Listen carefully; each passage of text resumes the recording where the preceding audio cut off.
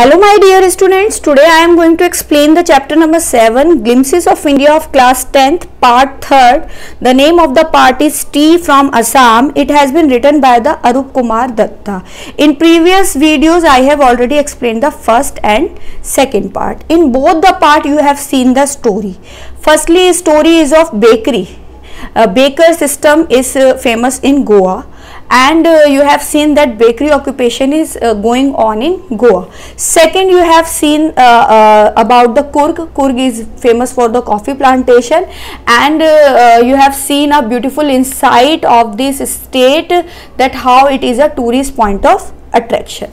Now the third part is tea from Assam. So basically this is a part for the famous beverage tea. How the tea is popular in whole the world, you will see by a story.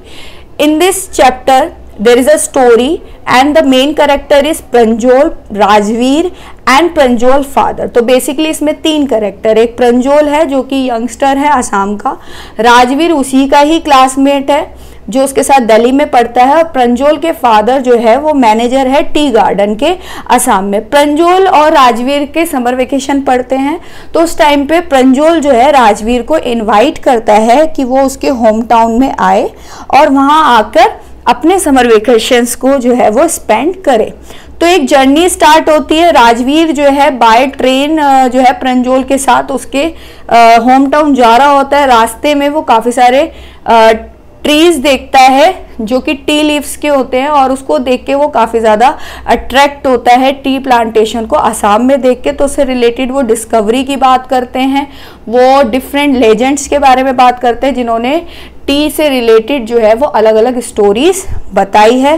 तो इसमें discussion होता है कि किस तरीके से ये जो है टी का कंसेप्ट जो है वो आया वर्ल्ड में, और ये एक इम्पॉर्टेंट बेवरेज बना जो अलग अलग स्टेट्स और कंट्री में यूज़ होने लगा। तो now you are going to see, अब मैं आपको एक एक लाइन एक्सप्लेन करूंगी और डिफिकल्ट वर्ड्स एक्सप्लेन करूंगी। तो आई होप आप अच्छे से समझेंगे, और if you like my video then please like and subscribe and also comment in the comment box. तो now I am going to start. Listen, chai garam a vendor call out in a high pitched voice. एक vendor आता है। Vendor कौन होता है? जिसका काम होता है अलग अलग चीज़ों को बेचना। तो ट्रेन स्टेशन पे ट्रेन स्टार्ट होने वाली है, बाहर से खिड़की के बाहर से एक वेंडर जो है उन दोनों को कॉल करता है पिच्ड चिल्लाकर थोड़ी सी हाई वॉइस में कि चाय गरम, यानी कि वो टी जो होती है वो काफ़ी हॉट होती है। उससे रिलेटेड वो बोलता है कि क्या आप चाय लेना चाहेंगे। He came up to their window, वो उनकी विंडो पे आके पूछता है। चाय साहब, साहब कौन होते हैं? जो सर। गिव अस 2 कप, प्रंजोल ने कहा कि मुझे चलो 2 कप दे दो, और वो दोनों ही क्या करते हैं, स्टीमिंग हॉट लिक्विड को सिप करना स्टार्ट कर देते हैं। स्टीमिंग हॉट लिक्विड यहाँ पर क्या है? टी। स्टीमिंग मतलब काफी ज्यादा गर्म। Almost everyone in their compartment was drinking tea too, सभी जो थे उनके कंपार्टमेंट में चाय पी रहे होते। Do you know that over 80 crores cups of tea are drunk every day throughout the world, Rajveer said. Woo! Explain Pranjol. Tea really is very popular. तो जब चाय पी रहे होते हैं तो प्रंजोल एकदम से उसको अपने दोस्त को कहता है कि क्या तुम्हें पता है कि पूरे वर्ल्ड में almost 80 crore cups of T जो है वो पूरे वर्ल्ड में एक दिन में पी जाती है, हर दिन पी जाती है। तो राजवीर ये सुन के बहुत ज्यादा एक्सक्लेम्ड करता है। व्यू, एक्सक्लेम का मतलब क्या होता है? सरप्राइज में एकदम से क्राई आउट करना कि क्या सच में जो टी है वो इतनी पॉपुलर है। द ट्रेन पुल्ड आउट, अब जो ट्रेन होती है वो pulled out of the station, मतलब स्टेशन से जो होती है वो मूव करना स्टार्ट करती है। Pranjol buried his nose in his detective book again, Pranjol जो होता है वो अपनी डिटेक्टिव बुक में लग जाता है। दोनों ही दोस्त को डिटेक्टिव बुक्स पढ़ना बहुत अच्छा लगता है। राजवीर भी जो है वो एडरेंट फैन है। एडरेंट फैन है मतलब उसको भी बहुत पसंद है डिटेक्टिव बुक्स को पढ़ना। तो दोनों ही जो होते हैं वो इस चीज़ को बहुत अच्छा एंजॉय करते हैं उसी मोमेंट पे। लेकिन राजवीर जो होता है वो डिटेक्टिव बुक्स को नहीं पढ़ता। He was keen on looking at the beautiful scenery, वो बाहर की तरफ देखने लग जाता है और उसको बाहर का नज़ारा बहुत अच्छा लगता है। It was green and green everywhere, तो आप इसमें देखोगे हर जगह जो है वो ग्रीनरी छाई हुई है, बहुत ज़्यादा ग्रीनरी है, क्योंकि वहाँ पर जो सॉफ्ट ग्रीन पैडी लीव्स जो है वो एक टी बुशेस को रास्ता दे रहे हैं। मतलब वहाँ इतना अमेजिंग नज़ारा है कि पैडी लीव्स जो है वो ग्रो है और आगे जाके टी प्लांटेशन आ जाती है। टी बुशेस बोला है यानी कि आगे का रास्ता जो होता है वो टी प्लांटेशन का होता है। तो it was a magnificent view. पूरा व्यू जो होता है वो बहुत ज़्यादा मैग्निफिसेंट होता है, बहुत अट्रैक्टिव होता है। Against the backdrop of a densely wooded hills और sea of tea bushes stretch as far as the eye could see. Dwarfing the tiny tea plants were tall, sturdy shade trees, and amidst the orderly rows of bushes usually moved doll-like figures. तो इसमें magnificent बताया, magnificent मतलब काफ़ी beautiful, बहुत बड़े view में। अब आप देखोगे इसमें डेंसली वुड हिल्स होती है, टी बुशेज है जो सारी जगह स्ट्रेच है, स्ट्रेच का मतलब फैली हुई है। यहाँ वर्ड यूज किया गया है बैकड्रॉप। बैकड्रॉप का मतलब होता है पीछे की तरफ या आगे की तरफ बैकग्राउंड बनाते हुए लाई होना। As far as I could see मतलब काफी दूर की डिस्टेंस पे जिसको देखा, जो पूरी तरीके से हमें विजिबल ना हो और जो दिखे वो बहुत छोटा दिखे। ड्राफ्टिंग का मतलब होता है इन स्मॉल और इनसिग्निफिकेंट इन कंपैरिजन, कंपेयर करें तो वो काफी छोटा दिखे।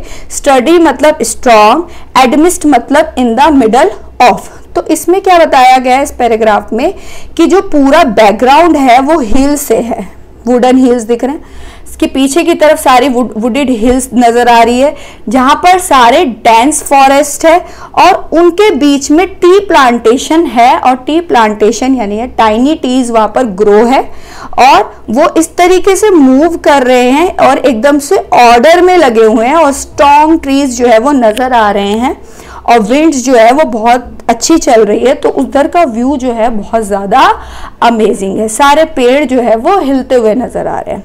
तो ये जो व्यू होता है राजवीर का एकदम पॉइंट ऑफ अट्रैक्शन हो जाता है। वो अपनी डिटेक्टिव बुक्स पे ध्यान ना देके इस ब्यूटीफुल सीनरी की तरफ ध्यान देता है। In the distance was an अगली building with a billowing out of tall chimneys. Hey, a tea garden! Rajveer cried excitedly. Pranjal, who had been born and brought up on a plantation, didn't share Rajveer's excitement. Oh, this is a tea country now, he said. Assam has the largest concentration of plantation in the world. You will see enough garden to last you lifetime. I have been reading as much as I could about tea. Rajveer said, no one really knows who discovered a tea, but there are many legends. तो जैसे ही train आगे की तरफ move कर रहे होते हैं तो राजवीर को एक अगली लुकिंग बिल्डिंग नजर आती है जिसमें से चिमनीज, बड़ी बड़ी चिमनीज है और उसमें से स्मोक जो होती है ब्लोइंग हो रही होती है। ब्लोइंग का मतलब होता है मूव करना या फ्लो करना, बाहर की तरफ निकलना। कंसंट्रेशन का मतलब क्लस्टर। तो उसको देखकर वो कहता है it was a tea garden, ये टी गार्डन है। राजवीर बहुत ज्यादा एक्साइटेड हो जाता है जब प्रंजुल उसे कहता है ये टी गार्डन है, क्योंकि प्रंजुल का तो जन्म ही असम में हुआ होता है, उसका पूरा चाइल्डहुड वहां पर बीता होता है, तो वो इतना ईगर नहीं होता क्योंकि उसने ये सब कुछ देखा होता है। लेकिन राजवीर जो होता है इस चीज को देख के काफी खुश होता है, वो बहुत ज्यादा एंथुसियाज्म होता है, एक्साइटेड होता है। प्रंजुल जो है उसको बताता है कि अब तुम असम में एंटर्ड कर चुके हो और यही एक ऐसी कंट्री है जो सबसे ज़्यादा लार्जर कंसंट्रेशन ऑफ प्लांटेशन जहाँ पर पाया जाता है टी का, और ये एक टी कंट्री है और इस कंट्री में मैक्सिमम टी प्लांटेशन है पूरे वर्ल्ड में। तो उसके बाद वो कहता है कि इसके बारे में मैं बहुत ज़्यादा पढ़ा। जब वो टी कंट्री पहुंचने वाले होते हैं तो राजवीर जो होता है उतने ही देर में रास्ते में काफ़ी कुछ टी के बारे में पढ़ने लग जाता है कि किस तरीके से टी डिस्कवर हुई। कई सारी थ्योरीज जो थी वो टी के बारे में दी गई थी डिफरेंट लेजेंड्स ने। तो what legends? Well, there's the one about the Chinese emperor who always boiled water before drinking it. One day, a few leaves of the twigs burning under the pot fell into the water, giving it a delicious flavor. It is said that they were tea leaves. तो वो story बताता है कि एक बार की बात है कि चाइनीज एम्पीरियर होता है, वो पानी गर्म कर रहा, पानी उसकी आदत होती है कि जो भी वो पानी पीता है वो उसको बॉईल करके पीता है। एक दिन कुछ लीव्स जो होती है ट्विंग्स की वो बर्न हो रही होती है पोट में, और वो एकदम से पानी में गिर जाती है, और जिसकी वजह से उसके जो गर्म पानी में फ्लेवर आता है काफ़ी डिलीशियस आता है। तो वो डिस्कवर करता है कि ये तो ट्री लीव्स है। Tell me another scoffed Pranjal. We have an Indian legend too, Bodhidharma, an ancient Bodhi ascetics cut off its eyelids because he felt sleepy during meditations. Dainty plants grew out of the eyelids. The leaves of these plants, when put into the hot water and drunk, banished sleep. Tea was first drunk in China. Rajveer edit. तो राजवीर जो discovery जो राजवीर ने करी है वो एक एक करके बता रहा होता है। तो दूसरी वो डिस्कवरी ये बताता है कि एक बार की बात, एक और स्टोरी है कि एक इंडिया के लेजेंड थे जिनका नाम था बोधिधर्मा। बोधिधर्मा की स्टोरी ये थी कि वो बुद्धिस्ट मॉन्क थे जो अपनी आईलिड्स को जिन्होंने कट किया था, और जब उन्हें नींद आती थी, मेडिटेशन नहीं कर पाते थे, इसलिए उन्होंने अपनी आईलिड्स कट कर दी थी। और उस पर क्या हुआ था, टी के प्लांट्स जो है वो उनकी आईलिड्स पे ग्रो हो गए थे, जिसको गर्म पानी में बॉईल करके जो भी कंज्यूम करता था वो अपनी स्लिप से गेट रिड हो जाता था, उसको बैनिश्ड हो जाता था, मतलब उसको अपनी स्लिप से छुटकारा मिल जाता था। यहाँ वर्ड यूज किया गया एस्थेटिक। एस्थेटिक का मतलब होता है सेल्फ डिसिप्लिन, या एक ऐसा पर्सन जो पूरे रिलीजियस रीजन से अपने आप को डिसिप्लिन करके रखता है। बैनिश्ड का मतलब होता है गेट रिड ऑफ। अगला पार्ट है tea was drunk first in China, Rajvir added as far as 2700 BC. In fact, words such as tea, chai and chini are from Chinese. Tea came to Europe only in the 16th century and was drunk more as a medicine than a beverage. तो आगे और वो बताता है, further अपनी story में add करता है कि कुछ फैक्ट्स बताता है कि टी जो थी वो 2700 BC से पहले आई है, और जो ये वर्ड है चाय, चीनी, ये सब चाइनीज लैंग्वेज से ओरिजिनेट हुए हैं। टी सबसे पहले यूरोप में इंट्रोड्यूस हुई थी 16th सेंचुरी में, और वहाँ पर जो थी वो एज अ बेवरेज ना यूज़ होके मेडिसिन पर्पस यानी कि मेडिकल पर्पस के लिए यूज़ होती थी। The train clattered into the Marani Junction. The boys collected their luggage and pushed their way to the crowded platform. Pranjal's parents were waiting for them. Soon they were driving towards Dhekebari, the tea gardens managed by the Pranjal's father. An hour later, the car veered sharply off the main road. They crossed the cattle bridge and entered Dhekebari tea estate. तो इसमें word use किया गया बेटा क्लैटर्ड। क्लैटर्ड का मतलब क्या होता है, लाउड नॉइस, मतलब जैसे ही ट्रेन ब्रेक लगाती है तो जो बहुत तेज की आवाज आती है, दैट इज अ क्लैटर्ड। और वीरिड का मतलब होता है डायरेक्शन को चेंज करना, चेंज द डायरेक्शन। तो जब आप ट्रेन जो होती है वो स्टॉप हो जाती है, दोनों आपस में डिस्कवरी से रिलेटेड बात करते हैं। राजवीर ने जो जो डिस्कवर करा होता है वो प्रंजोल को बताता है। अब ट्रेन स्टॉप हो जाती है, दोनों ही दोस्त जो होते हैं अपने डेस्टिनेशन पे पहुंच जाते हैं, और वहां पर जाके वो अपना लगेज गैदर करते हैं। अब ट्रेन से वो डीबोर्ड होते हैं, मतलब उतरते हैं ट्रेन से। प्लेटफॉर्म उन्हें मिल जाता है, लेकिन प्लेटफॉर्म पे काफ़ी ज़्यादा क्राउड होता है। प्रंजोल्स के पेरेंट्स जो होते हैं वो वेट कर रहे होते हैं उनका, वहाँ पर उनको रिसीव करने आते हैं। 1 घंटे बाद वो ढेकेबारी जो है वहाँ पर पहुँच जाते हैं। प्रंजोल का वहाँ टी गार्डन जो होता है सिचुएटेड होता है, वहाँ से वो टर्न लेकर अपना रास्ता लेके वो कैटल ब्रिज से होते हुए निकलते हैं। On the both side of the gravel road were an acre upon the acre of tea bushes, all neatly pruned to the same height. Groups of tea pluckers with bamboo baskets on their backs, wearing plastic aprons, were plucking the newly sprouted leaves. तो gravel का मतलब होता है small rounded stone often mixed with sand. Small rounded stone जो कि sand के साथ mix हुआ होता है। वहाँ पर जो सारी बुशेस थी ट्रीज की वो सब सेम हाइट की थी, और वहाँ जो टी गार्डन में जो केयर करने वाले होते हैं उनकी केयर कर रहे थे।